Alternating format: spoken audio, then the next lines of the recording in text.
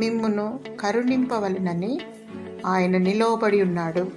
యెషయా 30:18. తండ్రి చిత్త ప్రకారముగా దేవుని ఆజ్ఞను పొందుకొని ప్రభువైన యేసుక్రీస్తు వారు ఈ లోకమును రక్షించుటకు ఆయన భూమికి తెంచారు. ఏ పాపమెరుగని యేసయ్య పాపి కోసం త్యాగం చేశారు, ప్రాణాన్ని అర్పించారు. ఆయన దయగలవాడు, కరుణామయుడు, జాలిగలవాడు. నీ ఆత్మ నశింపకూడదని, నీవు రక్షింపబడాలని పునరుద్ధానమును పొంది తండ్రి చెంత విజ్ఞాపన చేయుచున్నాడు. దినమెల్లా తన గాయపడిన చేతులు చాచి నిలువబడి ఉన్నాడు. యేసు నిన్ను ప్రేమించుచున్నాడు.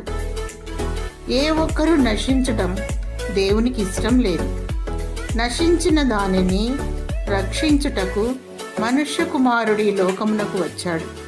శాంతి సమాధానము లేక ఎటూ తోచని స్థితిలో అంధకారంలో కొట్టుమిట్టాడుతున్నావు. శాంతి, సమాధానం, ఆదరణ, నెమ్మది దయచేయవాడు దేవుడే. యేసు చెంతకురా, ఆయన నిన్ను కరుణిస్తాడు. దేవుని స్తుతించు.